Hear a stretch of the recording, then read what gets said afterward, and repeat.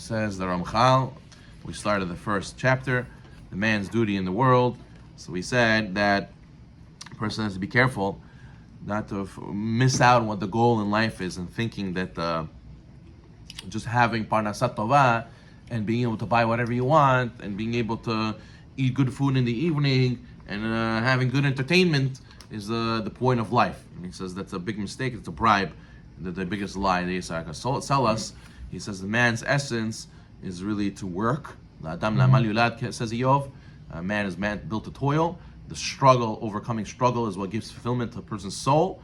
And the real fulfillment in this world is to build a desire and a taste for spirituality in order that we should be able to enjoy it on Olam Haba. God did not want to give this to us innately and by itself acquire it, because that's not a real goodness. He's not doing real good by us. He wants us to have not the problem of the poor man's bread. He doesn't want us to have the bread of shame, Hamad Kisufa. So therefore he made it that we work for it and we appreciate it, and that way we'll be able to really enjoy from it. Now, the mistake some people make is they think this world is for pleasure and for enjoyment. And the Mesillat Yesharim says that you have to realize that if Hashem created this world for to enjoy, well, let me tell you, he messed up big time.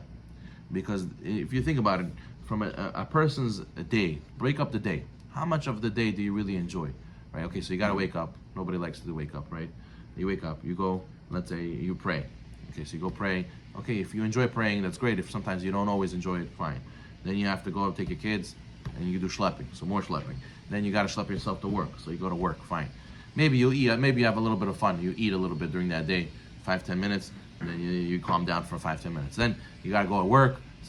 Most people hate their jobs. A lot of people like their jobs, but they work. They're waiting till the clock turns whatever, they could get out of here, right? They get out of here, they run home, then they have to take care of a few other things, pick up kids, whatever, go home, do this errand, do that errand, make some shopping, and then finally, after you do everything you need to do, you pray again, and you learn again, and finally you sit home. You have maybe an hour and a half, 2 hours to be able to enjoy the little time that you can enjoy your house and your family and your entertainment and your food and your relaxing. So it comes out from 24 hours of the day. You're looking forward to an hour, 2 hours of the day. That's what comes out that you're looking forward to. So how is that? If God created the world for it to enjoy, so for 2 hours a day out of 24 hours, that's what God created for it to enjoy. And who says during those 2 hours that night I'll be able to enjoy? Maybe something will happen. Maybe I'll have shalom bayit, chas v'shalom. Maybe all of a sudden I need to run to somebody's event, or else I need to go and take care of something, some fire to put out, whatever it is. Who says that I'll enjoy those 2 hours? And it comes out that the whole day was balagan. So, and then God forbid somebody gets sick. God forbid somebody loses their job. God forbid somebody has a fight with somebody else. God forbid something happens. So there's millions of things that could cause you that you don't enjoy in this world. So, Hashem, what did you do? What kind of life is this? This world is not for enjoyment, obviously, says the Mesillat Yesharim.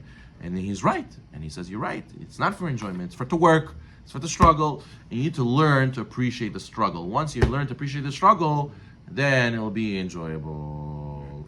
Okay, so therefore he says that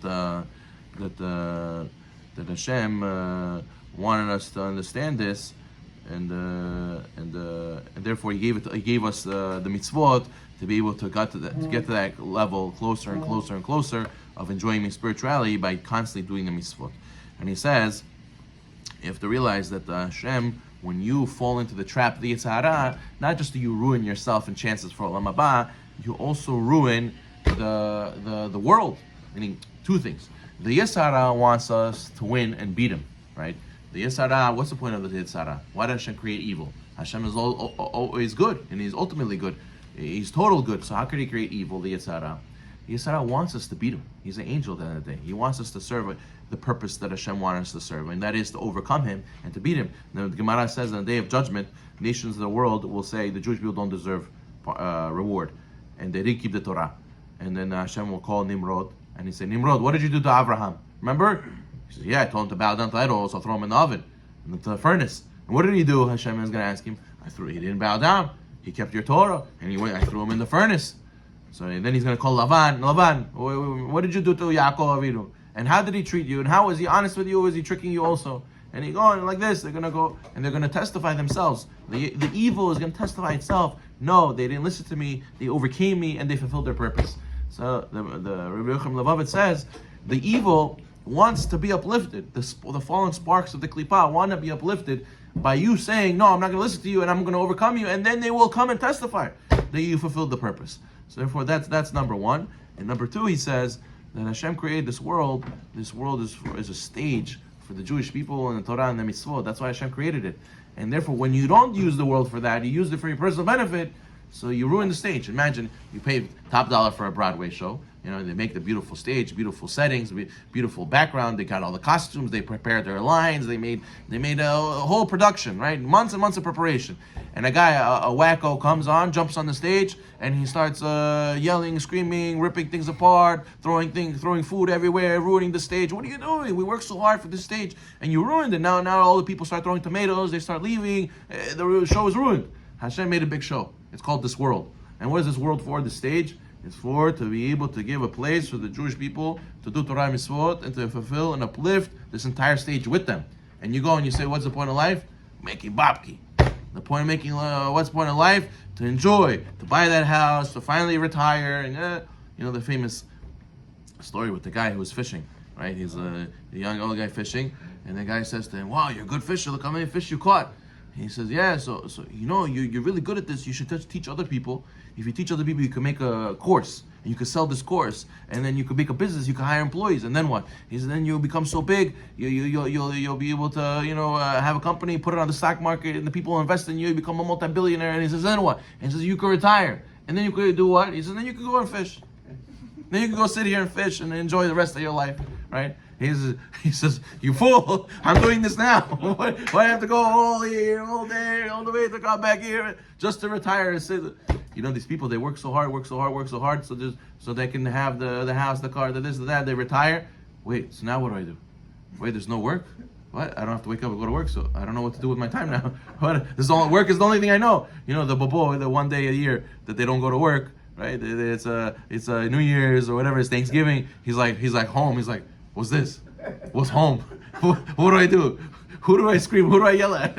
Who wants to play narde? You want to play narde? Like, who wants to play backgammon? What do I do here? What do I do? And therefore, that's why he missed the point. He missed the purpose. The purpose is not to work. Not to work and to make money. Work spiritually, to really be ready for Olam Haba. And therefore, he says, when you miss the point, you ruined the stage. The stage is this world. You lowered it and you ruined it and you didn't fulfill the purpose. Because Hashem says that kol bara lechvodo, everything Hashem created was to give Himself honor. To make it through this, you can give honor to Hashem. Now, you have to know that David HaMelech many times asked, why did Hashem create this? Why did the spider? Right? What's the point of the spider? And then the being hid in the cave, and the cave that had the spider, they made a spider web, and he realized there's a purpose for this. And Hashem said, you see, you shouldn't ask. You should never question the purpose of my creation. He said, what's the point of crazy people, right? People who are mental, and ended up being that he pretended to be mental in order that Shaul HaMelech shouldn't kill him. So you see, there's a purpose why there was mental people. So you see that everything had a purpose and had a reason. And we have to realize that everything in the world is also for a purpose, for a reason. Somehow you can use it to serve HaKadosh Baruch Hu, and a person has to believe in that and not let it fall to meaningless purposes, meaningless situations that don't bring honor to Hashem. And Hashem says that this world is not yours. People think it's my world. This is my real estate. This is my money. This is my possessions. And Hashem says, no. Even when you bought an apple, you still have to say a bracha. And if you don't say a bracha, it's considered stealing. It's considered stealing. But why? I bought it. It's not really yours. It's Hashem. This whole world Hashem created for you. It's Hashem's world and you're living in it. And you have to use it to serve Him, and you fulfilled its purpose. But otherwise, it's considered you're stealing from Hashem. Why? Because Hashem didn't fully give it to us to do whatever we want with it. He gave it to us to use it to serve Him. Baruch Adonai.